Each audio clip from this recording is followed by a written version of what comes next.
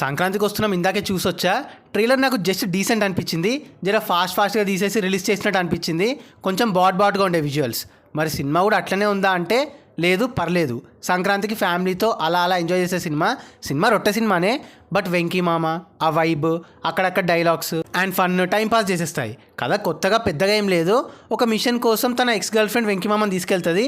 ఒక అప్పుడైన కాప్ అనమాట. సో తీసుకెళ్ళాక ఏమైంది అనేది కథ గంతే. థియేటర్ మొత్తం ఫ్యామిలీ ఆడియన్స్తో మాత్రం కలకల్లాడిపోయింది. Vibe మస్తుండే.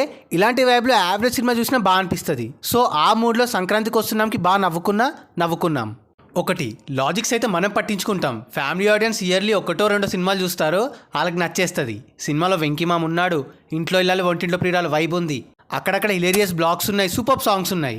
Even minus points, story లేదు, లాజిక్ లెస్, కొంచెం ఓవర్ కామెడీ అండ్ సీన్స్, అయినా స్టిల్ ఎంజాయ్ చేస్తారు.